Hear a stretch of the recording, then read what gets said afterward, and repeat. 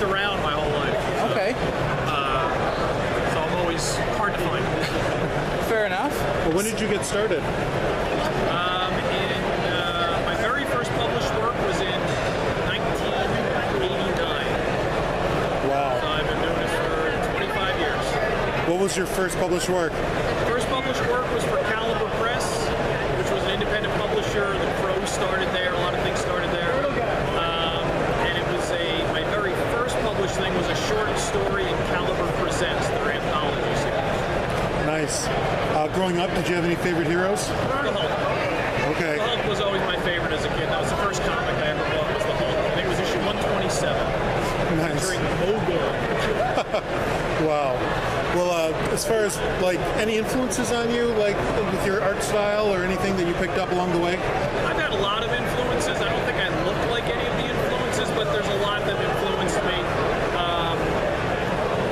As a kid, I was Herb Trimpe drew the Hulk, and then everybody, John Byrne in the 80s or the 70s, 80s. The big thing for me was actually the European artists with Heavy Metal Magazine, Inky Bilal, Trier, and Mobius is my god. So that was a big influence on me when I was in like junior high. Was finding Heavy Metal Magazine. And you said you started at Caliber Comics. How long did it take before you jumped into one of the big two? I know you worked at DC for a long time. Yeah, well, at the time during the speculator craze, I was at Valiant, so Valiant was kind of big at that time. So I consider that the move up to the major leagues when I moved up to Valiant, and that was after Caliber Press, and it was trying to think of years, but probably around 92.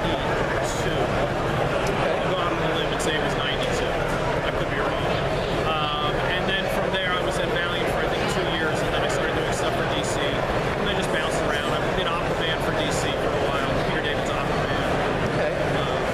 But it depends on what people read. Some people just know Exiles from Marvel. My runs on Exiles and Deadpool. At DC, I mean, recently was Secret Six with Gail Simone. That was a very big critical success for us, which led to us doing the Kickstarter campaign for Leaving Megalopolis, which was a big success too. Okay. So it depends on what people read. Some people hated Aquaman and never even knew I was on Aquaman. And some people missed Secret Six because it was not the main characters of the universe. Okay. Do you have any new books coming out that we should know about? Anything you're working on for the future?